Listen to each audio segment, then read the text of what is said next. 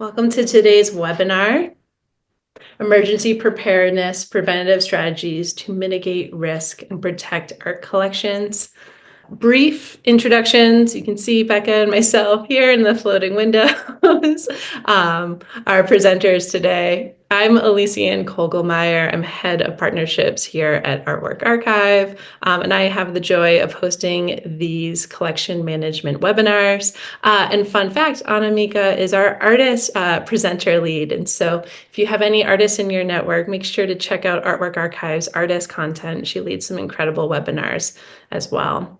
And then I am so lucky to be joined by Rebecca Kennedy. She's the founder of Curae Collections and a collections care specialist. In order to keep the project, the webinar going, Anamika is going to paste Becca's really impressive bio in the chat if you like to review it. But otherwise, we wanted to make sure she had the floor to get into the content. And before we do that, for those that are new to Artwork Archive, who is hosting this webinar, just wanted to give you a brief about us.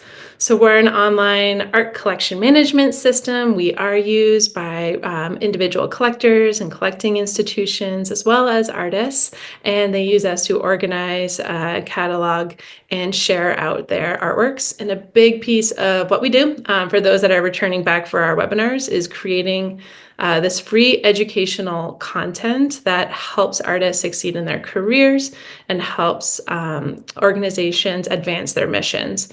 And so emergency preparedness being a big topic, we wanted to make sure that we presented resources for you all. And before Becca jumps into her content, we just want to know a little bit about you all.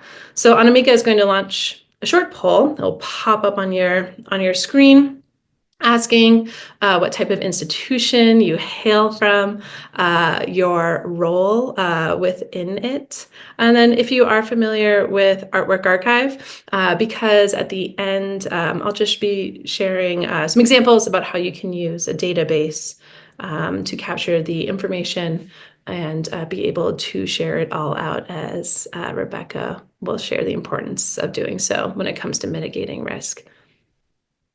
Okay, so thank you everyone for participating in the polls. I can see it tick, tick, tick, ticking in. We will end it in about a minute and share out the results so you can all see who is in the room. So far, I'm seeing great representation from museums, small and mid-sized to large academic institutions. Okay, great. People are filing, and thank you for completing this. Just helpful to understand who is in the room, especially because I know that Rebecca is so great at thinking on her feet, and she has really great examples, and so she'll be able to speak to those as folks are filing in where they hail from. Okay, Anamika, I think you can end the poll. It has slowed down. Let's share the results. So as you can all see, we have a number of museums and academic institutions, folks coming from private collections. That's great. So important to preserve the legacy and your own collection that you've worked so hard to establish and build up. To no surprise, a number of art museums and institutions, history, and then 29% other. I'm guessing there is a great variety of objects that are in your collections. And welcome folks from collection management teams and those that are wearing all the hats. I wonder if those are the public art people that have come in from the listservs I shared with. And then, yeah, we have a lot of folks that are new to Artwork Archive. And so hopefully at the end, when we talk about a collection management system, that'll be informative and helpful for you as we go into implementing Rebecca's great advice. So with that, I'm going to mute myself and let Rebecca jump in and share her screen and advance through the slides. And I'm really excited for you all to hear from her. Thank you, Rebecca. Hi, everyone. Thank you so much for joining. I'm really excited to see so many names I actually recognize in the chat and in the participants. So I take that to mean you weren't tired of me from the last time you talked to me. So we'll keep the energy up. So Yeah, I'm really excited to talk about risk. When I was asked what I wanted to talk about, I'm like, I really want people to feel empowered to use risk understanding to advocate for their collection to prevent massive damage during an emergency, no matter how small or large the emergency is. So I want to be here to help you advocate for that with whoever your supervisors are, whoever your board is, whoever it is you're making this argument to. I'm going to hopefully give you the tools. If I'm not really answering your questions directly or you have more, I love answering questions. So please absolutely put them in the chat or Q&A, however they want to do it. But I figured instead of starting with a normal title page, I would share my PEEP diorama from last year because it is PEEP season. And this is a diorama I made for one of my clients to get them excited about doing collection inventory. Not sure how excited they got about collection inventory, but I'm sure the PEEP diorama helped. And since we are talking about taking care of our collections as a form of mitigation against emergencies, this is a great example. Taking care of our collections, rehousing them correctly, doing inventory, all that stuff. So yes, happy PEEP season to all who celebrate. Let's go. Okay. So this is going to kind of start off with a very typical understanding of what I mean by risk at this level in preparation for an emergency. And then I will fall into case studies to really show you how this gets implemented in the real world. But this is sort of how I interpret and explain collections risk to people. And one thing I cannot advocate enough is that you do annual risk assessments of your entire building, property, region, down to your object level of how you've cared for them. This is usually different than what, like, a fire marshal does or someone does where they're looking at a very specific risk. This is a very holistic risk look because decisions you make about how well you care for your building, all the way down to how well you've cataloged your object, is going to have a massive impact depending on the type and size and scale of the emergency. So whenever I do a risk assessment, I do them annually like a health checkup. You're getting a physical done for your building, your collection. Is I start out looking at the region, look at fire, flood, hurricane, tornado maps, and decide what's historically going to hit my region. Then I look at how well my building is prepared for any of that. They're down to the room levels, like is some rooms better off than others, down to am I using proper cabinetry and storage and even exhibition mounts to protect things in case of the risk that's going to impact my institution, all the way down to did I properly catalog, did I properly inventory, did I properly rehouse my objects? And as a collections manager / registrar, that is where like my passion is. So I want to make sure you all can speak for your objects as well. So a risk assessment is a beautiful report that everybody loves to do. And they think, oh, I did a risk assessment, done, problem solved. No, you have to take those risk assessments and actually turn them into actionable items. And based on the ways you can solve these problems or the scale of your risk is by either doing mitigation or preparedness. Mitigation is something incredibly concrete, like you can accomplish it, it's done, you check off the box and just maybe circle around to in a few years, such as, doing building repairs, fixing a broken window, is something finite. Putting seals on your doors, that's something finite. But yeah, you have to maintain it, but it's an actual item that immediately reduces your risk, but also, doesn't have to be done every year. It should be checked on every year as part of your health check.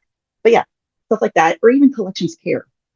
We don't often think of collections care as a mitigation process, but it really is. It is a great way to argue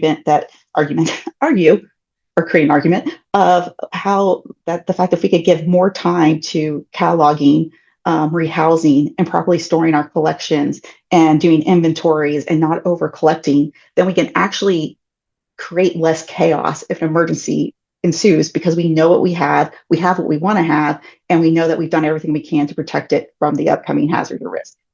While preparedness is more of those things that we can't fix. We can't fix everything. We can't anticipate everything that the emergency is going to do. So it's when we come up with preparedness measures. We prepare for things we can't anticipate. If nothing that's finite. So that could be, writing up an emergency plan for those variables or doing training so it becomes more of a muscle memory for your staff to respond to an emergency. So that's the difference. Mitigation's finite, preparedness, not so much. So all those little zigzags and variables from an emergency. So when I'm talking about risk, people often think like that one big event is what the risk is, but that's not true. If a hurricane happens in the middle of the ocean and we're not impacted by it, the hurricane still happened. It just didn't cause any damage because we hadn't added to that through exposure and vulnerability. So whenever you're thinking about your risk, think about what hazards can impact you, where are you at that's going to impact that's going to affect the impact, and all the vulnerabilities that often come with caring for cultural heritage collections. So type of hazards are, mainly environmental, geophysical, or industrial. You notice I don't use the term natural. I don't call things natural disasters because the second you say the word natural, people are like, oh, sorry, nothing I can do about it. So, why bother? So I really avoid the word natural because it does send out a connotation that there's nothing we can do. But there is stuff you can do because that hazard is only an aspect. It's the exposure and the vulnerabilities that is going to change how bad the emergency is. So exposures, where are you located? Like, I'm based in DC. I don't really have a big problem with volcanoes. So my exposure to volcanoes is extremely low, but my exposure to 30 plus inches of rain a year is very high. So wherever you're located, whether you're in a floodplain, you're in a tornado alley, you're in a hurricane zone, fire zone, that is your exposure. Where are you actually at and how is that impacting what type of hazards and vulnerabilities are going to be part of your emergency? So like if you're very rural up in the mountains and road access is hard, it's going to be hard to check on your collection if there's an emergency. Or if you're in a big city and all of a sudden transportation shuts down, it's going to be really hard to get to your collection. So your exposure is where you're at out in the world being exposed to elements. Or vulnerabilities, cultural institutions have plenty. Caring for collections in general is just full of vulnerabilities, mainly through lack of funding, lack of buy-in, scared to try something new. We see this a lot. And there's some great examples out there of, trying to advocate for your collection and being told it's not a priority. That immediately is a vulnerability because part of caring for the collection is mitigation in an emergency. So we have to kind of use these terms to really get our point across of like, yes, I need you to hire another registrar to help catalog this collection because if we don't catalog it and we're hit by this flash flood, then we're not going to actually know all the objects that were damaged in this flood. So that's why we really have to put this all into perspective on a bigger holistic scale and not just talk about collections individually or buildings individually. We have to talk about them all together because this can impact each other and the overall effect from an emergency. And another thing we often don't think about, but we should, is secondary hazards. So, for example, let's say a storm comes. The storm itself is the hazard, but it could cause a power outage. So it's quite possible the storm has done no damage to your building besides cause the power outage. So now your actual response would be towards the power outage. But people are like, but it's a storm. So we prepare for storms. Great, but be prepared for those secondary hazards, like a power outage, unsafe roads, so you can't even get in to check on your objects or collection or your building, and maybe even flooding. Like, great, your roof's in repair, but the water's coming down so quickly, your groundwater backs up, and now water's coming through the sewer pipes. So we have to think about how this big hazard creates these secondary hazards that then push on our vulnerabilities and our exposure. And that impact is what actually equals risk. Okay? So hopefully that makes sense that this is not just like a big storm we're scared about. We're worried about every other aspect that makes us vulnerable and exposed to these hazards. So think about this holistically when you're looking at your collection, not just one-offs, just think about everything. And then I'm going to show you some brainstorming tools that I use to help me really identify what mitigation preparedness steps need to happen. And these reports are really great for getting buy-in from administrators, getting buy-in from board members, getting buy-in from funders. They want to see that you've actually thought about it and you're not just like, we need to inventory our entire collection. They're like, why? I'm like, because we should. No, here are some actual physical reasons why and why it's important to do such a task. So just to show you an example, so let's say you have heavy rains. It causes a groundwater surge. You happen to be exposed and built in a flood zone, but you also have not been able to get funding to keep your building in good repair, which is creating a vulnerability. And you also don't have proper cabinetry and storage and your artifacts on the floor, which is another vulnerability. And essentially, if a heavy rain happens and all of these get pressed on each other, you're going to have a risk of water, pest, and mold and pollutants. So this is sort of just an example of how like sort of those brainstorming tools can start. And this is just sit down with yourself, sit down with a team, and really think about like what would play out if a hazard was to impact your institution, thinking very clearly about your vulnerabilities and your exposure. So just to kind of reiterate, mitigation is kind of what we're going to focus on for the rest of the time I talk, which is not a lot of time, but some time.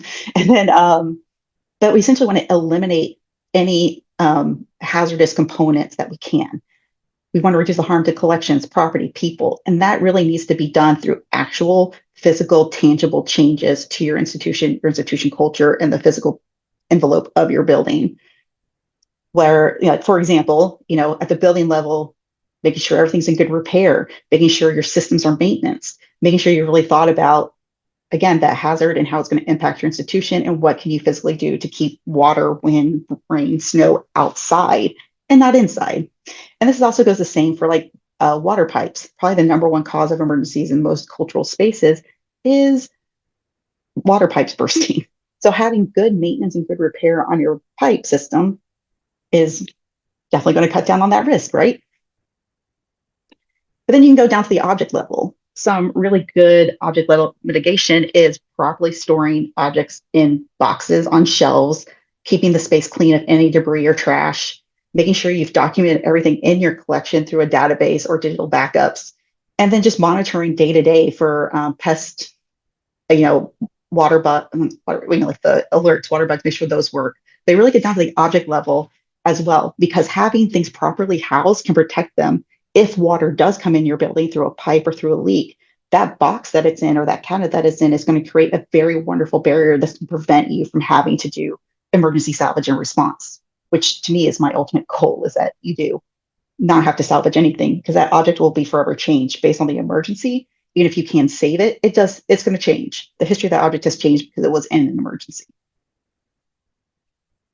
So one of the best resources that you can pull as your toolkit for this is the Mitigation Saves report that was written in 2019 by FEMA and the National Institute of Building Sciences. And this was when emergencies were coming big business, and they were saying for every dollar you spend on mitigation, you save yourself $6 in recovery fees. That was updated again in 2020 because we had so many emergencies happen. Emergency became big business, that it's now saying for every $1 you spend, it's $13 to $14 you save on response. And that is so true in the museum field. And that's why I want to give you some case studies to really kind of flesh this out. But this report is available free to download off the internet. Add it to your resources and make sure you make the argument of like, yes, if you give me $2,000 to buy a new storage cabinet, it's going to save us $20,000 to do recovery if the objects are hit by floodwater. So those are little arguments you can make, because this is obviously not specific to museums, but that fact is still true. It costs us a lot more money to rescue an artifact than it does just to protect it in the first place. So just to give you some example of mitigation for flooding, you know, barriers, sealing cracks in windows, making sure things are in waterproof or water resilient cabinets, and doing regular inspections, having a moisture alarm system set up. Those are great mitigation steps. Same with earthquake. Make sure your building, whether it's historical or a regular one, is up to the latest earthquake building codes. And, you know, making sure your cabinets and shelves and everything have structural bands that prevent them from falling over during an earthquake. And then vibration sensors. And again, making sure your objects are stored correctly. Same with fire. I know not everyone's from the United States, but we have the National Fire Protection Association codes 909 and 914, which are specific to cultural property, museums, libraries, places of worship, and so forth. These codes are a great tool to take to your administrator and say, like, hey, we're actually not doing these codes that are required by the NFPA 909 or 914 for our structures. So I'm going to need you to give me $3,000 to make this up to code. Little things like that. So this is another great tool, is to pull out the NFPA 909 and 914. They're actually free for download on the National Fire Protection Association's website. Even if you're not in the US, go ahead and read this and you know, check with your local fire groups to make sure that they agree with this and apply it accordingly. It's a great resource to say, no, I highlighted this code, we're not following it, thank you, and then get the money for that. Grant funders also like to see that you thought about this and that you've done the research. So this is a great one. And yeah, keeping objects in fire rated cabinets, keeping the storage space clean so you don't add to the fuel of the fire, maybe installing a sprinkler system or making sure yours is updated and working. A few risk assessments I've done, I found fire suppression systems offline and the museum didn't even know about it. So check on that. And yeah, these are great steps of mitigation. And then, like I said, preparedness is just preparing for things you can't anticipate or the way there's going to be a new variable based on a storm or things like that. And until you can mitigate it, you have to prepare for it. So you want to keep up on your mitigation and every year do a few more mitigation steps when you have funding. So that way, eventually, you don't have as much mitigation. It comes down all to preparedness. So it's a process. None of us ever get anything done in a full year. So we have to actually piecemeal it. So yeah, just examples of, is planning, making maps, understanding routes, priority lists, buying supplies, and trainings is another great form of, preparedness. So how do I actually like plan this out? Again, this is another brainstorming tool where I go through source, path, effect. And again, I'm just thinking aloud with myself or my colleagues. So like if we have a storm, it's going to create high winds and heavy rains. What is this going to do as it progresses through my institution? And what's the ultimate fact is going to be? So yeah, look at the source of where your problem is, then follow its path of how you know historically it's gone or how you're anticipating it's going to go, because you know your buildings, you know your collections the best. And then what is the effect that's going to be? And then what I like to do is think about what am I seeing repeats of? So on this one, again, just a quick example, I see roof and disrepair twice. So maybe that should be my priority for mitigation that year. So then next year, when I do the same exercise, that should be gone. And I can then focus on the next most severe thing that needs to be mitigated. And, if you want to go a step further, I create charts like this when I do reports for institutions, because when you can put numbers to things and actual, say this is how much risk it's causing us, this is the feasibility, we could probably get it done, people will respond to that. They'd like to see those quantitative measures of why we need to take these mitigation steps. So again, this is just an example. So we talked about roof repair. The roof repair would protect us from heavy rain and snow. It would have a huge risk benefit because it appeared twice on our brainstorming tool, right? But the feasibility of getting it done is actually really low because we don't have funding. We don't have the ability to do it that year. So the total number of us trying to accomplish it decreases. Doesn't mean we should stop trying to get funding for it, but it means like if you might need a win. Sometimes getting a win gives you great buy-in from administrators. So I like to focus on the thing that has the highest number.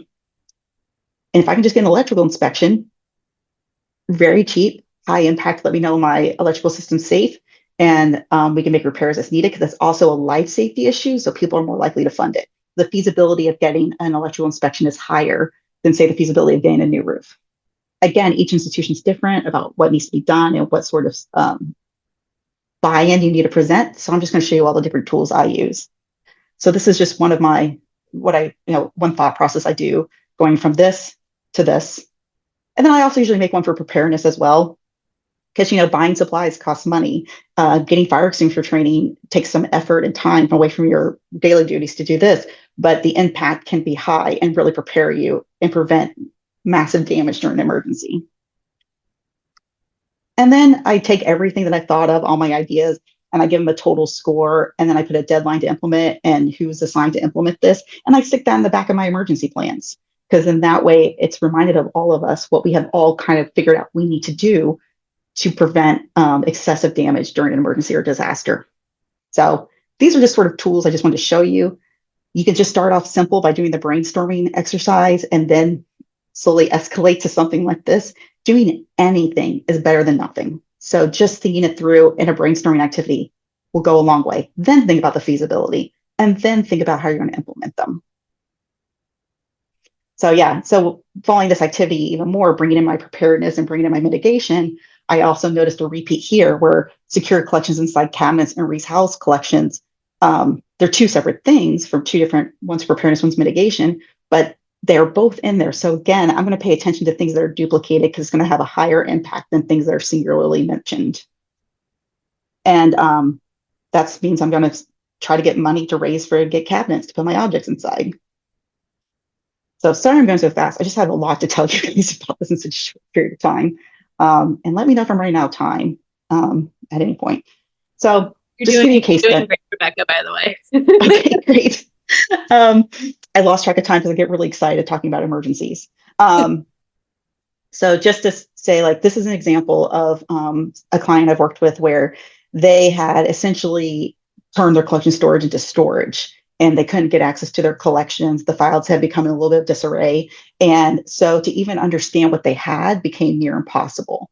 So if someone had just previously done proper documentation, done proper inventory, not made it against the rules to use collection storage as regular storage, then it probably would have cost less money than having me come in and spend years cleaning this up to get reestablish control of the collection. So doing preventive measures like having someone on staff that is trained to do this, knows how to do this well, and can prevent dissociation like this is huge, because the cost of repairing dissociation is 10 times more than just having someone on staff regularly to do your cataloging, your inventory, and your filing systems.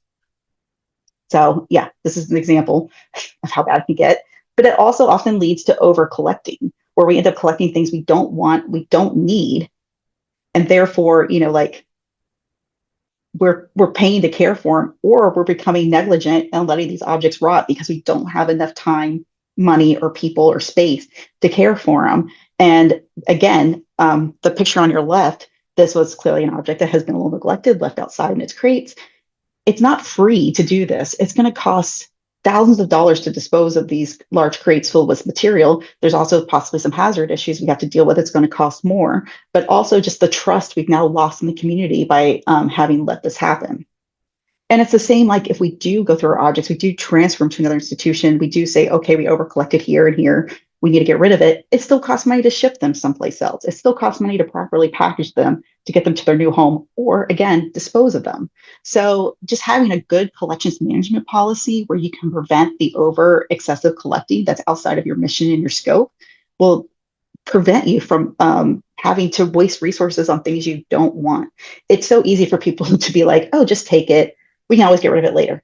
That is never free. There's always going to be a cost to removing objects from your collection that you do not want. So writing good, strong collections management policies to control acquisitions through defined evaluation criteria goes a long way. And this is going to build up to a bigger story.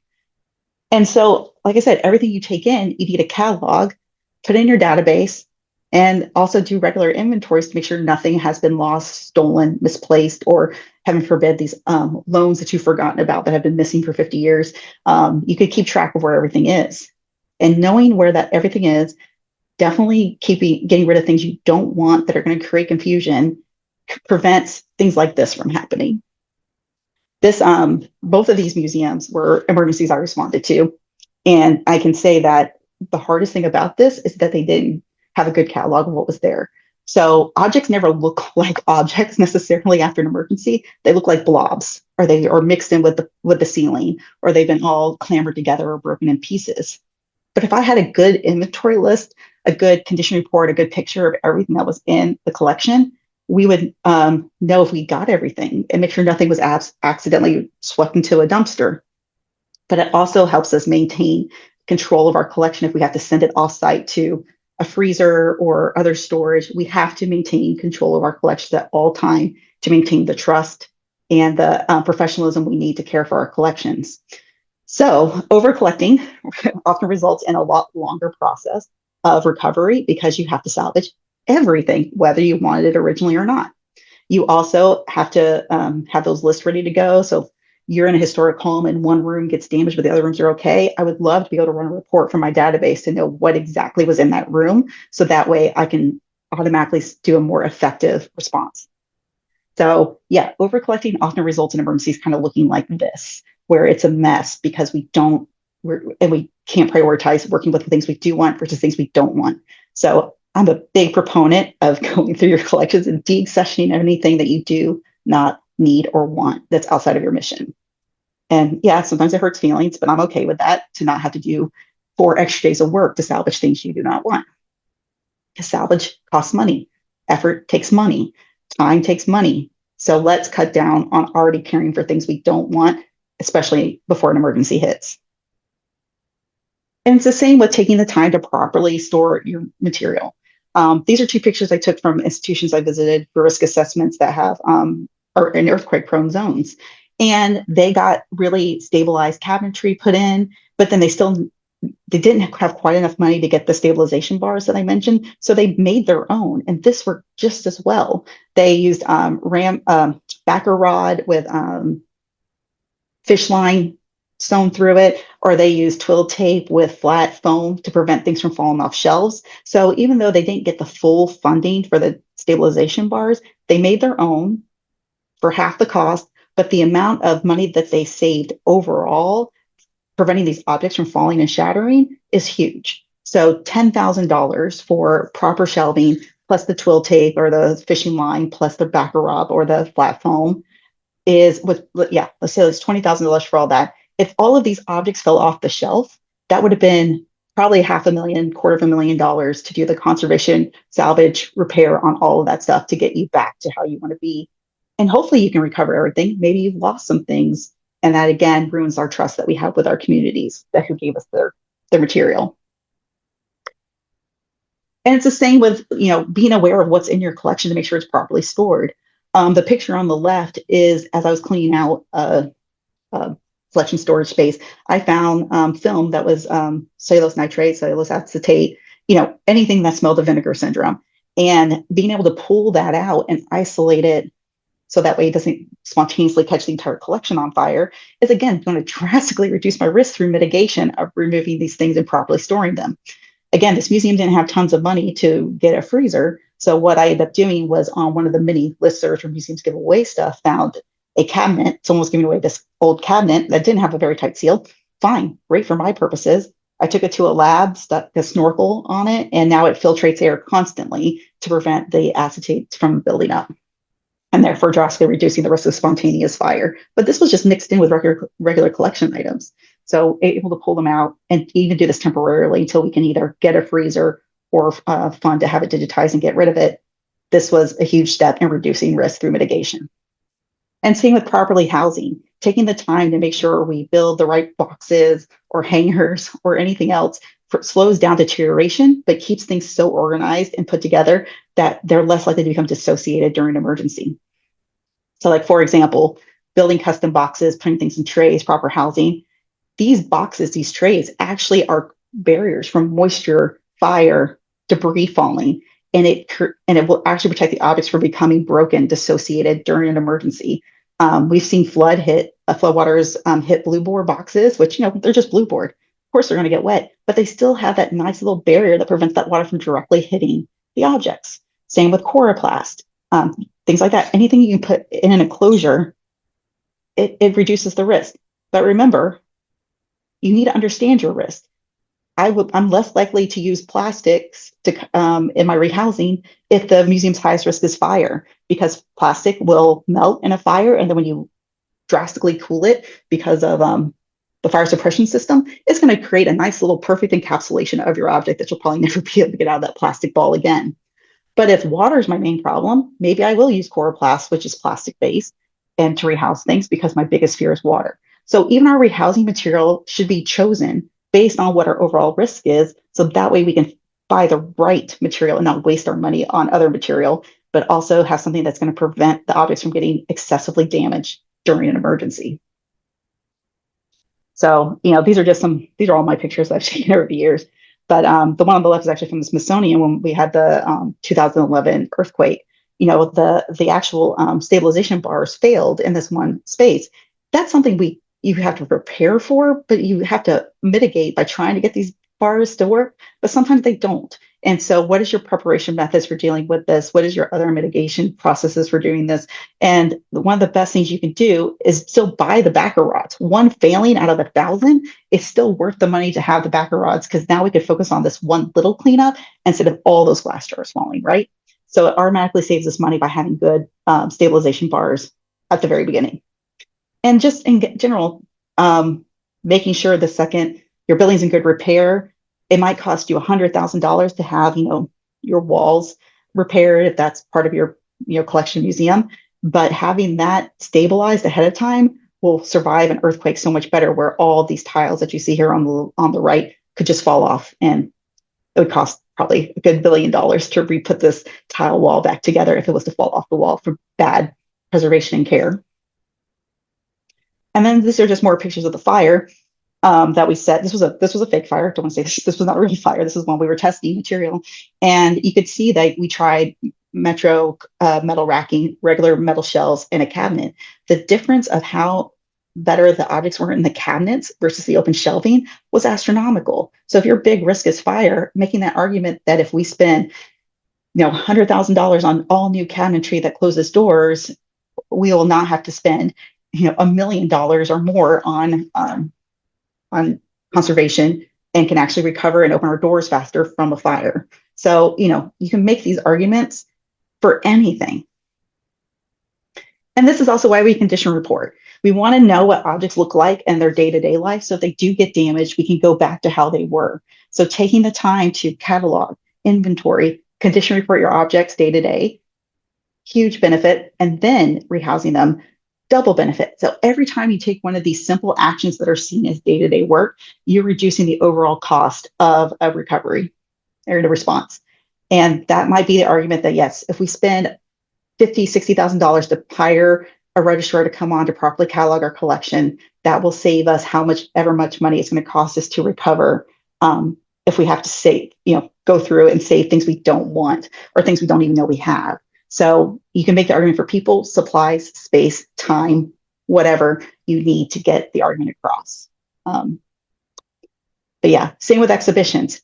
Spending the right amount of money to make sure things are properly conserved and stabilized to be on exhibition, keeping up with those rotation schedules to make sure things don't get damaged just from inherent risk of being on exhibition, but also spending the money to have proper mounts made, proper framing, proper backing. That can go a long, long way on preventing objects from being increasingly exposed to risk on exhibition, besides the fact that they're just already on exhibition. Everybody wants to touch them. So everything we do is to reduce risk. We just need to make the argument of why this cost is worth it, because if something bad happens to it, the cost will be so much more. And that's when you go back to that mitigation saves report to prove that this is not something you've made up. That's true. So little things like that. So just more exhibition pictures to show, like, just taking the time to do it right goes a long way. Whew, I feel like I talked a lot. I had so many stories to tell. But yes, hopefully that gets you guys a little motivated. But I'm also happy to answer any specific questions.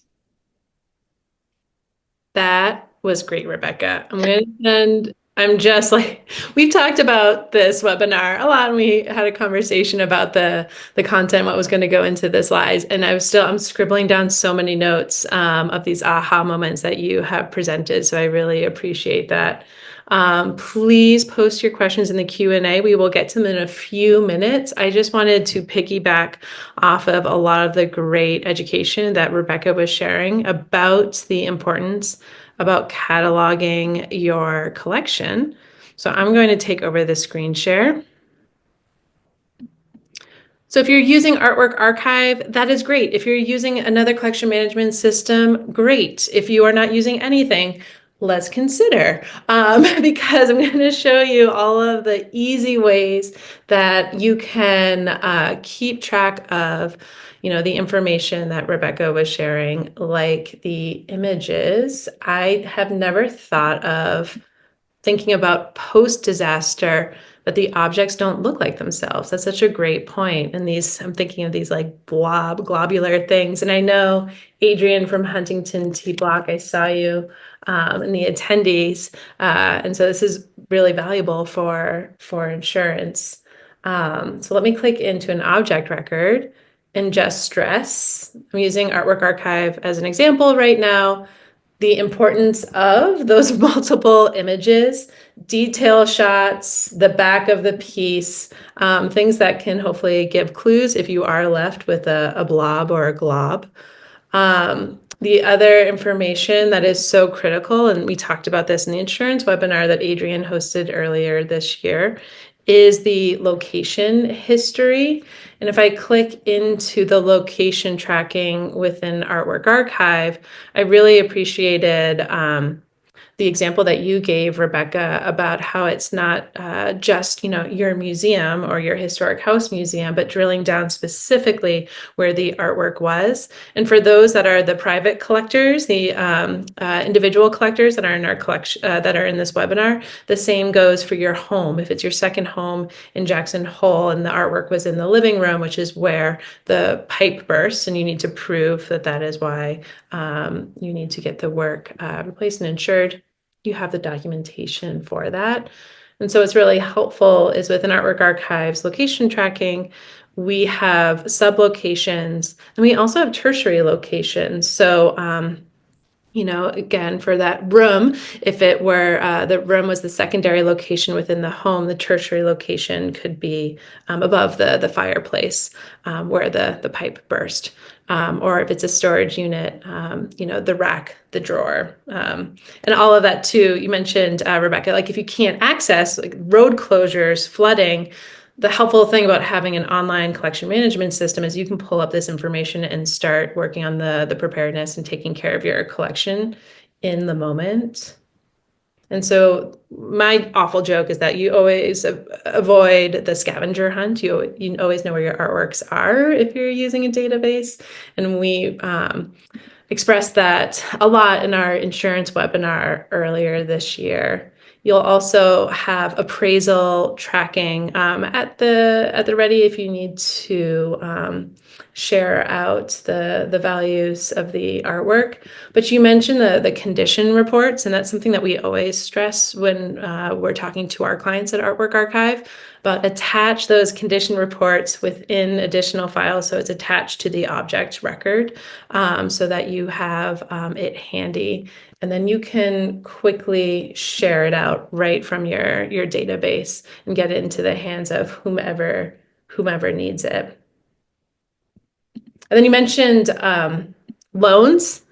I wrote, there was an article, I didn't write, rather, I had a guest writer write about loans that have been forgotten for a very, very long time, and maybe in your collection, maybe for decades, a century. And as registrars and collection managers, how do you think about the responsibility and the ownership and how we care for them? And so what is helpful is, and there's within Artwork Archive, you can track loans in or out. So as you can see in this wonderful Winslow Homer piece, that the piece was loaned in, and when is it supposed to be returned? And so making sure, August 29th, this summer, that piece is getting shipped back. And when you've done so, and you have confirmed that it's been shipped back, you can return it to the owner and log that in the system so that, August 29th, 2028, people are freaking out. Did the piece get returned to Jack? You can see that it did, that it was returned. And then I'm going to click into my slides. We talk about this a lot with Artwork Archive webinars that are about protecting and preserving your collection. So within the history, within insurance, appraisals, inventory management, within this presentation today. And a big piece of that is the record keeping within the object file, like I clicked around and showed, but also the report generation. And Rebecca, again, you mentioned this, so just reiterating how important it is for you to quickly pull a report, like in your example, of what was in the room and the condition of those pieces before the pipe burst or the fire occurred. And again, individual collectors, this is really helpful for you too, so that you have everything on hand and you can send the report off quickly. Little video. And I saw in the questions, and I just want to reiterate to everyone, this webinar is being recorded. It will be shared out along with the slides that have all of Rebecca's nuggets and those bullet points, but also linked to some resources. So Rebecca shared these key 3 resources, a fact sheet, a mitigation saves fact sheet, the saves report, and the incentivization roadmap 2.0. So those are linked.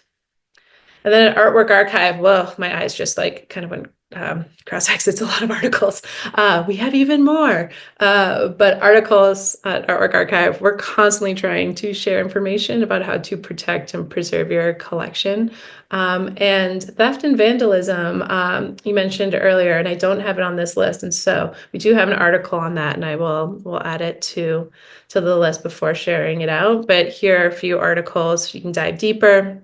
We have some webinar recordings. And then again, here's at Artwork Archive, we're a resource to help you all out with these wonderful webinars that are recorded and on our webinars page, along with articles. But I want to make sure that I'm getting to the time of the questions. Let me stop talking and stop my screen share and pull up the Q&A. Um, any recommendations, Rebecca, for a vinyl cover for cabinets to protect from fire sprinklers? I'm assuming you mean like instead of plastic sheeting or something like that. So we did find with fire, anything made of plastic base, which vinyl primarily is plastic base, is does melt the second it reaches a certain heat level. So you really want to look at the grade, what it's rated to heat up to, and then make sure if you have a fire suppression system, there's a certain point that will set off your fire suppression system. So make sure the vinyl outranks when your fire suppression system goes off so it doesn't melt. But if you don't have a fire suppression system, obviously put in more fire extinguishers to kind of cut that down. But I've done a lot of work with which essentially is a brand name Nomex, which is a metaaramide fiber that you can put over something that prevents um, the fire from starting. So it's like a reverse fire blanket where a fire blanket puts out the fire. This will actually create a barrier around an object or a cabinet, but it can be very expensive. So, just switching out something as simple as instead of covering your cabinets with plastic, doing Tyvek. Tyvek is still plastic, but it evaporates faster and higher and lower heat. So that way you're not creating the plastic encapsulation, but you're still protecting it from possible water.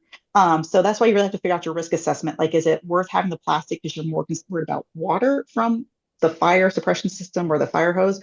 Or is it you actually are not worried about that at all? You're worried more about the flame, then go for something more fire preventive resilient like Nomex. And another brand name of ones that I've worked with lately is Ortega Textile, which I think is based in France. They also have a new blanket that's not a fire blanket put it out, but a blanket to prevent things from being hit. But those just cost a lot more money than just doing something simple like Tyvek or remade, which will not remade so much, but Tyvek like that will just evaporate if there's fire. So that way you're not adding to it by making something plastic encased. But you can do better, good, better, best, right? Start with Tyvek, which is fairly reasonably priced, then move on to the more expensive stuff as if you deem that you need those as well. Um, so my answer is all of those. So hopefully that What helps. just But yeah, popped in my brain was like the choose your own adventure books, you know? And so that was one thing that I really appreciated, and I'm glad we're sending the slides, is that chart where, so that you can start prioritizing and assigning and seeing the duplication where you can there's some duplicates and you can put efforts into for the highest impact. So I think that's another great example of like what are you trying to mitigate and prioritize. Um, there, yeah. Well, I'll just say like this is why risk assessment is so important because each institution is so individual. You have your own problems, you have your own strengths, you have your own weaknesses, you have your own threats, you have your own, everything. So really thinking down and doing your own brainstorming, not copying and pasting from somebody else's, is so vital. I mean, I have clients all over the world, and they just all have are so specific. I don't think I've ever been like copy and paste from a previous report. It's just you really do have to think about it because no one answer is going to be right, but you can always start and increase it over the years. hmm. It's a journey. It's not it's not a sprint. Well, actually, someone asked, do you have any clients in the UK and or Ireland? I don't know if it's for me or you, but for our work archive, yes, we definitely do. We're international, and you said you have international clients. So have you worked with folks in the area? Yeah, you know, I go where the winds of emergencies take me. Well, and there's two similar emergency plan questions. So I'll ask the first and then address the second after you've given some time to it. What advice do you have for organizations who are writing and updating their emergency plans for collections? Um, the best advice I can give is that you need to think of this as a methodology, not as a procedure guide. Because the second you write down when the water hits, do X, Y, and Z, is the second the storm's going to have different ideas and do its own thing. And you're not, and people get stymied if you get overly detailed in your emergency plans because it's not exactly how they thought it was going to go. So they don't do anything, they freeze. Red Cross has done plenty of studies that talks about our mental abilities to process, make decisions and stuff is reduced by over 30% when we're in high stress situations. So you would think, well, obviously people just adjust. They don't. When you're in an emergency situation, you either fight, but flight or freeze. and all of them have their own pros and cons, right? So what I usually say is like, just make it a method. Keep things very general, but do a lot of training to fill in those holes to make things more muscle memory. I think actually, if you go, not self-promoting, but if you go on my website on the resources page, I've made a YouTube channel of every lecture I've ever given, kind of like this, where people have kindly used their money to pay for me to be there. And I think I do have one on emergency planning on that. That's free. You know, look up, I think it was for the Florida Association of Museums, but yeah, methodology. Don't get too detailed. If you're in the details, you're doing it wrong. Back up and just think about it more holistically so that way you're flexible to go to whatever the emergency brings your way. You should talk about 2026 emergency planning within Artwork Archive for Artwork Archive too. And um, that also is helpful because again, when Adrienne presented on an insurance webinar with Huntington T. Block early in the year, she addressed emergency plans and said they're good to have, but most people, like you said earlier in the presentation, check done and then it's stored away. And she also emphasized the importance of the trainings and running through it and how the freeze or like in improper use of the emergency plan, inaccurate next steps that can lead. Um, yeah. And then someone asked about any guidelines out there for how they are written. So it sounds like your YouTube channel is helpful, but are there other resources out there you can point to? Yeah, there's a great publication that's kind of hard to find, but it's online. It's called like Be Prepared. It's a very basic how-to guide of emergency planning for cultural institutions. I can provide that link at some point. If not, I have to download the PDF. But yeah, little things like that. I'd also say the Alberta Museum Association has a really good book called Help, Writing an Emergency Plan. That's also really, really good. I do a lot of research. You should see my library at home of all the emergency things I read on. So I try to come at things from a bigger angle where other people are more specialized, but you need those specialty things to work out the overall thing. I don't know if that makes sense. I'm just saying thing a lot. But yeah, those are two great books I could highly recommend. But just again, do it in a way where people are going to use it. Don't do it in a way where people are going to be bored by it. If your emergency plan is 5-inch binder of information, you did it wrong. Go back and start again. Usually my emergency plans when I write them are 50 pages with appendix. So 30 pages of actual methodology and the rest are just my appendix I use is like pull out. So like a phone list or forms.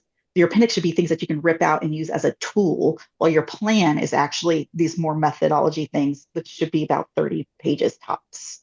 Yeah. So if that helps. If it's too long, start again. Do a little editing. You've gone too much, you've gone too deep into the details. Go back and look at it from a bigger picture because you cannot anticipate what the storms are going to do. You can't. We have two more questions that we'll address. I just have to say too, this, I don't know why it just popped into my head. Maybe my second mug of coffee is kicking in. But you mentioned about collections that collections of size, people reducing the size of their collections, so the things that they don't need. And Avi Dector within Museums and Change, for those that have seen it come through the museum listservs like AAM and AAMG, there was a presentation many years ago about considering how to reduce the size of your collection and thinking about the footprint of your collection. And then with you putting the lens around emergency, about how it can also create just extra problems, which I had not Huge. about. Um, all right, so let's see. Recommendations for humidity in rooms aside from dehumidifiers. Uh, I'm really anti dehumidifier because often what happens, unless you maintain those absolutely perfectly, you're creating a massive flux of increased and reduced humidity. Even if it's too high and you're getting it back to normal range, you're actually that rapid change is causing more damage to the objects than a slow change at the wrong humidity. So, if you can keep it to be maintained, it doesn't require a lot of maintenance for you all, then yeah, dehumidifiers are great. But if you can't maintain it all the time and it constantly shuts down, humidity goes back up, blah, blah, blah, you're actually causing more damage than that. Um, a few years ago during the pandemic, I did, when I was chair of the ARCS Emergency Committee, we actually had, um, oh my gosh, we actually did a lecture on passive and active HVAC systems for emergencies. It's on the ARCS Association of Registrars and Collection Specialists YouTube channel. Yeah, so we did that with a HVAC specialist And those are really helpful to talk about why dehumidifiers are a bad idea unless you can actively maintain them all the time. But yeah, if they go all the time, dehumidifiers are great, but they also add another hazard of something else electrical and heat producing that you've put in your storage facility that could catch on fire. So I'm always pro something passive, and this is going to be against what all of you have ever thought of. But I love, especially in historic homes where a room gets a little bit more moist than other ones, is hydroscopic plants. They can actually pull moisture out of the air and are less dangerous to have like possibly a little pest in that plant than to have mold grow. And another was is just putting more like silica based stuff in there and even building microenvironments. So when I did an environmental study, when we found that humidity in a room increased by 20% within 12 hours, anything inside of a cabinet, the cabinet temperature only increased by 5%. And then objects that were in boxes and cabinets, the humidity only increased by 2%. So actually doing these microenvironments was more productive than doing a whole room dehumidification. I'm so sorry. I could talk about this stuff all day. I'm so sorry. We have 2 minutes left, and actually, this probably is kind of into the last question, which is so on point. Like how to mitigate both risks. So this person works at a historic museum that has extensive water-based fire protection that has a fire protection system. Great, but there's big concerns that come from the water damage from the sprinklers. So how does a museum mitigate both risks? Such a good question. Honestly, just really good maintenance of your fire suppression system. It should be inspected pretty much annually. And you could have a fire marshal come in and look at it, or, just keep an eye on it yourself. Some of the biggest floods caused by sprinkler systems has actually been people hitting them by accident, or I've seen a few many times where events, people have hung stuff from fire um, suppression systems and things like that. So usually somebody has done something to them, not necessarily they fail on their own, because usually they are maintained fairly regularly through you know, just general upkeeping of the building. But I would say you are better off having water drip occasionally from your sprinkler system than to have a fire happen and no sprinkler system. And some people choose instead to use dry pipe where the pipe's dry until they actually get busted, and then the water comes down. But those require more maintenance and more money. So again, it comes down to like, what you're capable of doing within your institution. But yeah, just keep an eye on it, make sure it's maintained. And if you have an earthquake or any other sort of impact that occurs to your sprinkler system, have them re-inspected. Don't wait for the next time. Because it's usually like, oh, we just hit it, nothing bad happened, nothing's coming down. One quick shake a little bit later, the whole thing's going to come down. So yeah, just keep those maintained, especially if you've had some sort of impact with them. And definitely write up a housekeeping plan for events not to hang stuff from your fire suppression system. I can't tell you how many times I've seen that happen. So All right. sad. My son school just had to replace their entire gymnasium floor because a kid in the summer kicked a soccer ball and hit the sprinkler system and released all the water. So also no soccer balls in your museums and historic homes. It's also a good one. But we are at time. Wow, Rebecca, I knew there was going to be a lot of great information, but like you blew me away. The comments in the chat, people agree. We're so grateful for your expertise, your time, and thank you everyone who jumped in. Again, this was recorded. There are slides that will be sent as a PDF out to you all afterwards. Look out for it either tomorrow, Friday, or early next week. And thank you everyone for joining. Have a great rest of the week. And thank you, Rebecca.